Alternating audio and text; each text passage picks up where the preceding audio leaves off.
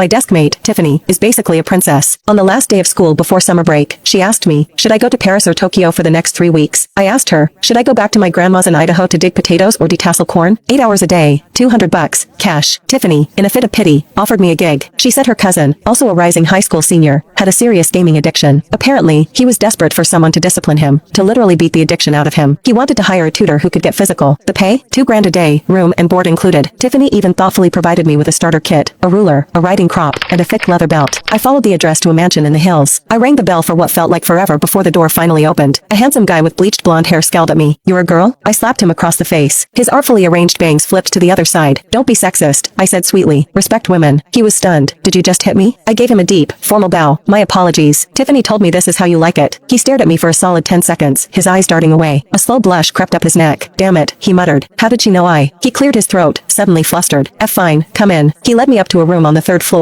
It was a gamer's paradise, with multiple massive screens and a glowing, transparent PC tower. I'd never seen anything like it. So, I asked, shall we begin? He plopped into a gaming chair. You can use that setup, he said, pointing to an identical station next to his. How are your gaming skills? He asked, putting on his headset. Tiffany said you're a high-ranked player, that you could carry me. Whoa, what the hell? Why did my screen go black? I emerged from under the desk, because I unplugged your power cord. What is wrong with you? I pulled the ruler from my back pocket and gave his but a sharp whack. If you swear again, I said with a smile, I'll use this on your mouth. He yelped, clutching his rear and then covering his mouth. Who are you? What did Tiffany send you here for? My name is Chloe, I said. I'm here to tutor you. His rebellious streak flared up. I told her to find me a gaming partner, not a damn tutor. He tried to bolt, but I slammed him against the door and locked it. He struggled, and I pressed my body against his back to hold him in place. He suddenly went still, his breathing becoming heavy. What are you doing? I leaned in, my lips brushing his ear. Studying, of course. For some reason, all the fight went out of him. Maybe I'm just good at handling things. I've wrestled pigs at my grandma's, after all. In the dimly lit room, I asked him, what's your name? The tough guy was all bravado. He trembled slightly. Liam. Liam called his cousin. Her phone was off. You can go home, he said. I don't need a tutor. I can't, I replied. I've already been paid. He pulled out his phone. How much did she give you? 30 grand. He immediately tried to Venmo me. I'll give you 100 grand to get out of my house right now. I declined the payment and confiscated his phone. I took the leather belt from my waist, tied his hands behind his back, and pushed him into the chair. I opened a textbook and started the lesson. He refused to cooperate, standing up to leave. I pushed him back down. He stood up again. I slapped him, hard. Sit down, I said, my voice ice cold. He let out a soft gasp. Still, he wouldn't sit. I grabbed the riding crop. Do I have to hurt you to make you happy? I snapped it against his legs. Does this feel good? Huh? You're just asking for it. One of the hits must have stung because he actually tried to fight back, raising his fists in a weak imitation of a boxer. Meow meow combo punch. He was definitely trying to provoke me, wanting me to hit harder. So I did. The crop whistled through the air. Crack. Ow. I was just kidding. He yelped, clutching his head. Finally, blushing, he sat down. When I opened the door 3 hours later, a middle-aged woman was standing there. Liam, still tied up, looked mortified.